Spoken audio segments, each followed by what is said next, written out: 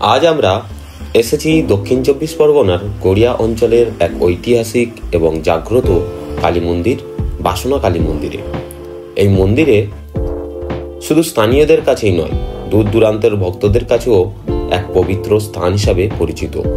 আসুন আজ আমরা এই মন্দিরের ইতিহাস, মাহাত্ম্য এবং বর্তমানের চিত্র আপনাদের সামনে তুলে ধরি এবং তার ইতিহাসের রহস্য উন্মোচন করি।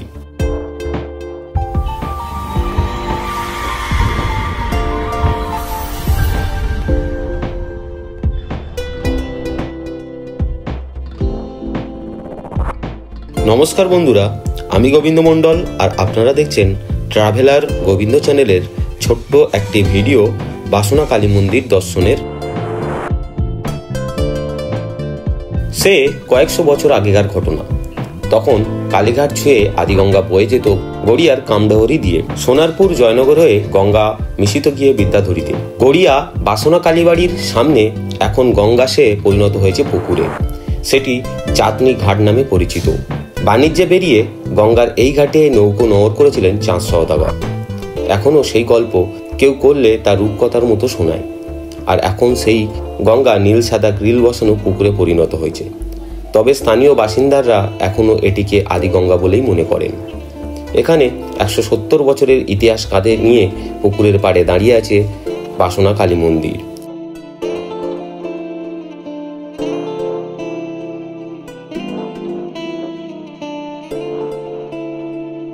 গড়িয়ার বোড়াল নিবাসী স্বর্গীয় বসন্ত কুমার বন্দ্যোপাধ্যায় এই কালী মন্দিরটি স্থাপন করেছিলেন। তিনি পরিচিত ছিলেন বসন্ত ঠাকুর নামে। এখন এই পরিবারের পঞ্চম পুরুষ সোমনাথ বন্দ্যোপাধ্যায় এই মন্দিরের পুজোর দায়িত্ব সামলাচ্ছেন। বসন্ত কুমারের স্বপ্নে এসেছিলেন মা কালী।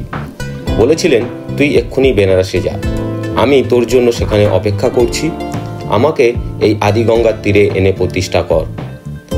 আদেশ শুনে বসন্ত ঠাকুর বেনারসে গেলেন এবং কোলে বসিয়ে নিয়ে এলেন কুচকুচে কালো কোষ্ঠী পাথরের কালী মূর্তি। বেনারসের যে শিল্পী এই কোষ্ঠী পাথরের কালো মূর্তিটি তৈরি করেছিলেন, তিনিও একই সঙ্গে স্বপ্নাদেশ পেয়েছিলেন। তারপর কালো মূর্তি তৈরি শুরু করেন। বসন্ত ঠাকুরের সঙ্গে তার সাক্ষাৎ কিভাবে হয়েছিল সেই রহস্য অবশ্য এখনও অস্পষ্ট। ব্রাহ্মণ ছাড়া অন্য কারোরও এই কালীমাতার মূর্তিকে স্পর্শ করার নিয়ম নেই।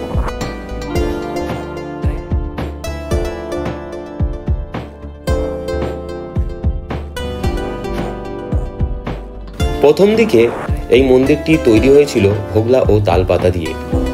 পরে পূর্ণ সিনেমা হলের মালিক পাকা মন্দির নির্মাণে সহযোগিতা করেছিলেন। স্বর্গীয় রাজেন্দ্রনাথ পাল নৌকোয় করে ইট সুরকি নিয়ে আসতেন মন্দির সারানোর জন্য। সঙ্গে বিশ্বনাথ পালও নিয়মিত আর্থিক সাহায্য করতেন।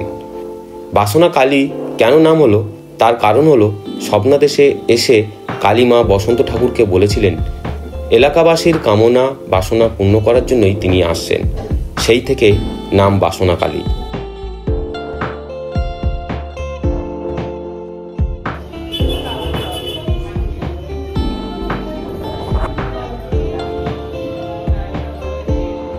এখানে কালীমাতাকে নিরামিষ ভোগ দেওয়া হয়। কালীমাতার সঙ্গে গণেশ, দুর্গা, মনসা, শিব, হনুমান, শনি সহ আরও কয়েকজন দেবদেবীর মূর্তি রয়েছে। প্রতি বছর প্রতিপদ তিথিতে এখানে 1200 থেকে 1500 লোকের ভোগ খাওয়ানো হয়। বাসনা কালী মন্দির নিয়ে বিভিন্ন লোকের মুখে বিভিন্ন রকমের ঘটনা শোনা যায়।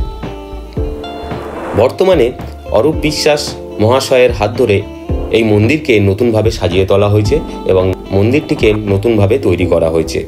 চারিদিকে লাইট টাইট দিয়ে সুন্দরভাবে ফুটিয়ে তোলা হয়েছে এবং মন্দিরের পাশে সেই আদিগঙ্গা, যেটি বর্তমানে পুকুরে পরিণত হয়েছে, সেই পুকুরটিকেও ভালোভাবে সানবা দিয়ে তৈরি করা হয়েছে এবং এই পুকুরে প্রচুর মাছ চাষ করা হয়েছে।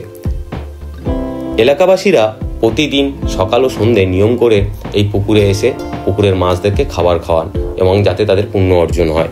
এছাড়াও এই এলাকার লোকজনরা এই পুকুরে স্নান করেন এবং তাদের মুখে প্রচলন আছে এই পুকুরে স্নান করলেই তাদের নাকি পাপ ক্ষয় হয়ে যাবে। সেই কারণে তারা নিয়ম করে প্রতিদিনই এই পুকুরে স্নান করতে আসেন।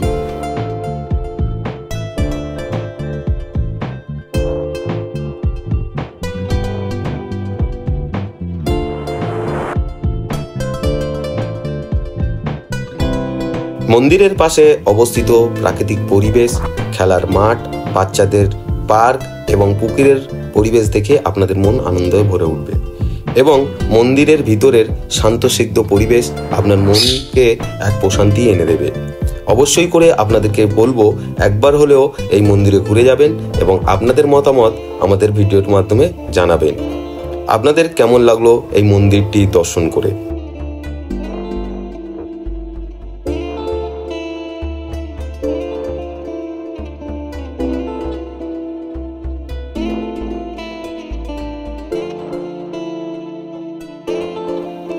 আমাদের এই বাসনা কালী মন্দিরের ভিডিওটি আপনারা পুরো দেখলেন, তার জন্য ধন্যবাদ। ভিডিওটা দেখে আপনাদের কেমন লাগলো সেটা অবশ্যই করে কমেন্ট করে জানাবেন। আর যদি ভিডিওটি ভালো লাগে তাহলে লাইক এবং শেয়ার করে দেবেন আপনার বন্ধুদের মধ্যে। আর চ্যানেলটি অবশ্যই করে সাবস্ক্রাইব করে রাখবেন যাতে আমাদের এই রকম ভিডিও আরও আপনারা সহজেই দেখতে পারেন। এবং যদি আপনারা এই রকম কোনো মন্দির বা কোনো ঘোরার জায়গার সম্পর্কে জেনে থাকেন, সেই জায়গাটি আপনারা আমাদেরকে জানাবেন। আমরা সেই জায়গায় যাব, তার ভিডিও বানাবো এবং তার ইতিহাস এবং বর্তমান অবস্থা আপনাদের সামনে আমরা তুলে ধরবো।